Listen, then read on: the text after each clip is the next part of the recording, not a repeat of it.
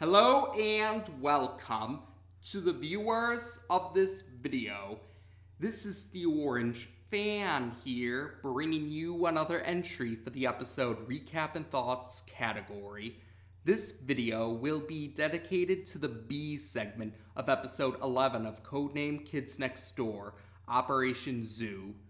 We begin this segment with someone ringing the doorbell of the Uno house. Number 1 answers the door, and he finds a woman with an ox tail and hair that's shaped like ox horns. The woman is looking for the kids next door, although she mistakenly refers to them as the kids next floor, and number 1 corrects her in a rather impatient manner. He also answers that he's the leader, well, the leader of Sector V anyway, when she questions him if he's one of the kids next door. The woman introduces herself as Mrs. Goodwall, and she says that she wants to invite the Sector V operatives to her children's zoo. Number 1, though, is rather dismissive about this, sarcastically commenting how petting goats is how he wants to spend his free time, and he slams the door and storms off before Mrs. Goodwall can explain that number 1 misunderstood her. Mrs. Goodwall can only comment to herself that number 1's response was rather impolite. Number 1 returns to the treehouse where he sees his teammates are continuing to work on some 2x4 technology. A device made from 2x4 technology. His teammates question him about who was at the door, and number 1 answers that it was just someone wanting to invite them to a zoo in a rather dismissive manner, and number 5 comments about how she hates zoos. Number 4 then questions number 1 about if he should use a hammer or a brick with regards to nailing a nail into this 2x4 technology device. Number 1 is about to tell him to use the hammer, but he doesn't get to finish his statement because he becomes unconscious because he was hit by a tranquilizer dart. The rest of the Sector V operatives don't have much time to react because they are also hit with tranquilizer darts and thus become unconscious. When the Sector V operatives regain consciousness, they find themselves in a cage and they all have identification earrings. They're trying to figure out where this cage is located at exactly, but then they notice some adults are throwing peanuts at them and taunting them, although the adults run away when number 4 jumps onto the bars of the cage and growls at the adults. Number 1 then figures out that they're in a zoo where the kids are in the cages, and collective voices sarcastically compliment the Sector V operatives for figuring this out. The collective voices belong to none other than the delightful children from down the lane, who are also in a cage as well. Their cage is right next to the Sector V operatives' cage. And Mrs. Goodwall then appears, pleased to see that the Sector V operatives have now regained consciousness, because that means that the cage for the group of kids that the Sector V operatives are representing will now have activity. She explains that she believes that kids are too wild to be in houses, but she also comments that adults find kids to be fascinating, so that's why she created a zoo with kids in cages so that adults can observe kids without having kids in their houses. And she goes on to explain the different groups of kids and which cages that they're in. And she finishes off the list by mentioning that there's a schoolyard bully who has his own cage. And apparently the zoo staff feed the schoolyard bully some kids. More specifically, the group of kids that the Sector V operatives are classified as in the zoo. And Mrs. Goodwall says that the Sector V operatives are scheduled to be the schoolyard bully's meal at 2:00 p.m., and she walks off laughing to herself. The delightful children, despite being frustrated at being in this kids' zoo as well, laugh at the opportunity to see the kids next door devoured by the schoolyard bully.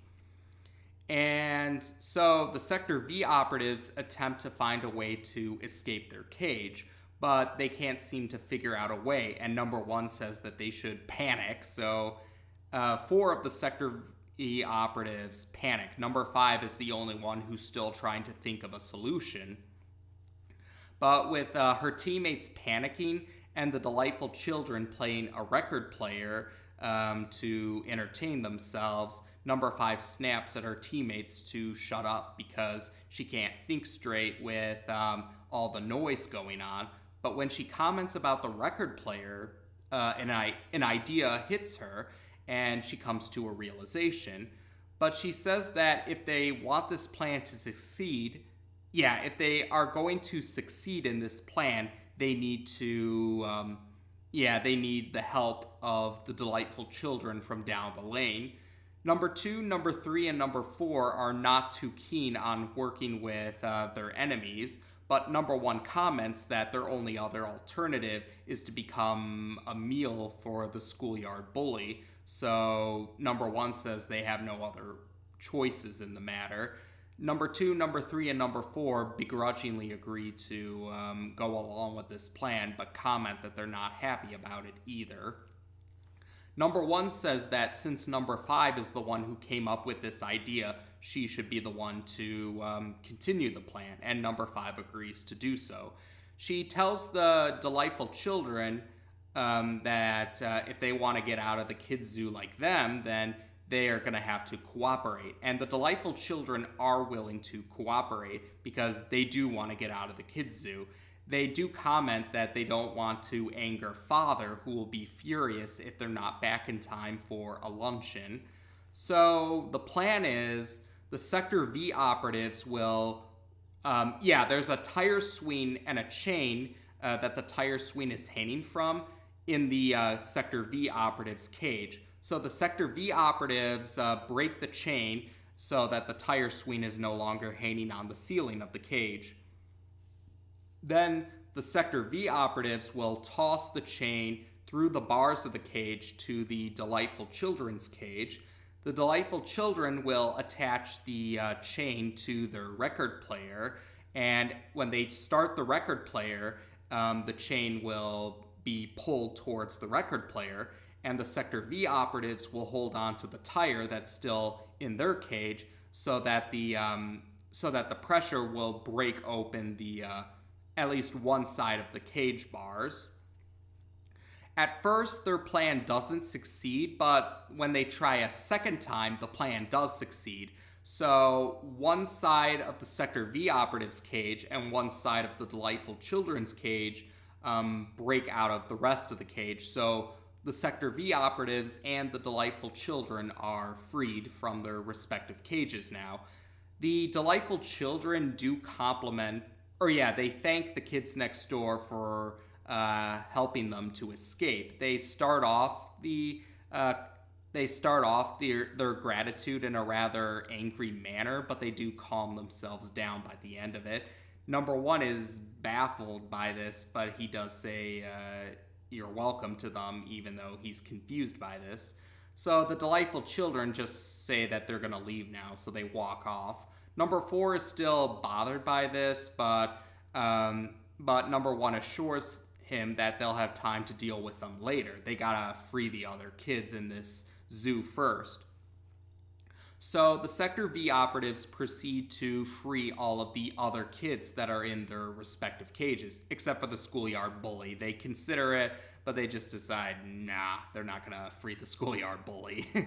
So eventually, with the other kids, except for the schoolyard bully, freed from their cages, they're trying to find the exit now. So number 1 instructs number 2, number 3, and number 4 to lead the group of kids to any of the exits that they can find. So number 1 and number 5 are now the only Sector V operatives that are standing in their current location when the other 3 operatives lead the kids to some form of exit. But we do see that the Sector that 3 of the Sector V operatives and the group of kids are having no luck at finding an exit. And while number 1 is about to compliment number 5 for her idea, number 5 quickly jumps onto number 1. Or rather, she jumps towards number 1 out of the way because he was about to get hit with a tranquilizer dart. Mrs. Goodwall has a gun with another tranquilizer dart ready to... she's taking aim, and she's scolding the kids next door for ruining her kids' zoo, or freeing the kids from their cages, and saying that she was tipped off by her new friends, who happen to be the delightful children from down the lane. They're leaving in a limo, and the delightful children are pretty much taunting the Sector V operatives about how they're going to be the meal of a schoolyard bully soon, and they laugh as the limo leaves. Number 1 is furious that the delightful children backstab them, but he doesn't get too much time to rant about this when Mrs. Goodwall threatens them with the tranquilizer dart to head for the schoolyard bully's cage. Number 1 questions number 5 if she has any more plans, and number 5 actually does have a plan.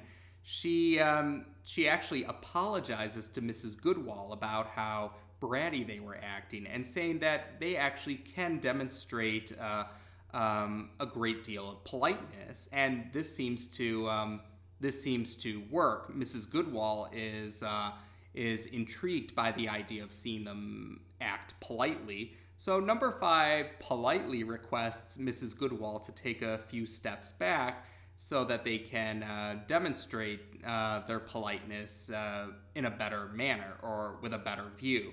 And she does so, and number 5 comments that that's the perfect spot. And then we find out that number 5 really did this so that Mrs. Goodwall will get caught in the stampede of kids when number 2, number 3, and number 4 are leading the stampede to another exit. And eventually, yes, they do find an exit, so they're able to escape from the zoo. Later on, we see number 1 and number 5 are still at the zoo. Number 1 compliments number 5 once again for the plans that she came up with, and he questions if she's ready to head back home yet. But number 5 says that she's actually starting to enjoy zoos now, and the segment ends with we, the audience, seeing that the Sector V operatives have placed Mrs. Goodwall in the schoolyard bully's cage, so she's getting chased around by the schoolyard bully now. So this segment, introduces us to another villain who has animal characteristics, Mrs. Goodwall. Now, Mrs. Goodwall, this is really her only major appearance in the series. She does return in later entries, but it's mostly just cameos in, her only other appearances are really just cameos in group shots whenever several villains or multiple villains are meeting together, or villain gatherings. So this is Mrs. Goodwall's only significant appearance. Although maybe she could have had other major appearances. Now, I did mention this before in previous videos, but there is a reason why a lot of villains in Codename Kids Next Door have animal characteristics, like Professor Triple Extra Large, Mr. Wink and Mr. Fib, and Mrs. Goodwall in this segment. And Tom Warburton did reveal that there was a reason for this. Tom Warburton explained in one of his blog posts that there actually was supposed to be a storyline dedicated to these animal-themed villains, or these villains with animal characteristics to them. And there was supposed to be a big storyline to it, but he did comment that eventually it just didn't go anywhere, or it never was fully realized. It kind of fell by the wayside, in his words, in Tom Warburton's words. And yeah, I can't help but wonder, what was this storyline about? What was this big storyline about these animal-themed villains? I'm really curious now. I'm not sure if Tom Warburton will ever go into greater detail about this. I sure hope so anyway. Or if we're lucky, maybe if the sequel series or the spin-off series ever does get greenlit, maybe they can revisit that storyline for that series. Or it's a possibility anyway. I mean, we still have to make sure the sequel series gets greenlit in the first place. But yeah, I would definitely be curious to learn more about this animal-themed storyline that they were planning. I would like to hope that they would revisit it again someday, or at least we do get some more information about it. I would be interested in that. So besides that, though, this segment also features the Sector V operatives working with the delightful children from down the lane. And we do see that although they do work together, the delightful children also still stabbed them in the back. And yeah, this seems to kind of... Actually, yeah, there is a later segment I'm thinking of off the top of my head where this segment's not the only time where the Sector V operatives help the delightful children out. Although the later segment that I'm thinking about is played more for humor. It's a more comical segment that I'm thinking of. But yeah, the idea of the Sector V operatives and the delightful children working together does get explored again in a different way. But yeah, the delightful children can't be trusted against their enemies. Like, they'll only go along with it for their own benefit, but they won't hesitate to throw them under the bus even after they've helped them. And yeah, that's right. This is the last segment of season 1 that the delightful children from down the lane appear in. They have one more appearance in season 1, and it's in the season 1 finale. And that's right. This segment also was another name drop for Father, who the delightful children spoke of yet again. He was first mentioned in Operation Cannon, and in both Operation Cannon and in this segment, Operation Zoo, the delightful children comment that Father would be furious if they were late. And yeah, if I didn't already mention it before, might as well say it now. Father will appear in the season 1 finale.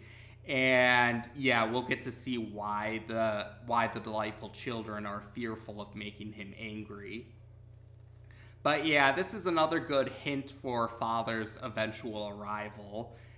And besides that, the other interesting detail about this segment is that some of the background characters, the other kids that were in cages in the kids zoo, some of them do end up returning. These background characters do end up returning, and they do get at least a major role here or there somewhere in the future. Although it does seem to suggest that they probably hadn't thought of all the ideas about some of these characters. There's one character in the background whose major appearance in the episode I'm thinking of kind of seems to contradict how they could be present in this particular segment. It'll be made more clear as we get to that recap and thoughts video for that particular episode. But yeah, there are a couple of background characters that do get to appear again later on, or at least their designs are recycled for characters in a more prevalent role. But yeah, it's pretty cool that they didn't let some of those designs go to waste, and they brought those characters in with a more significant presence, at least in a later entry of some kind. But otherwise, yeah, that's about it for this particular segment. So, as of this video, we've now discussed the B segment of episode 11 of Codename Kids Next Door on this channel. Take care, and until next time.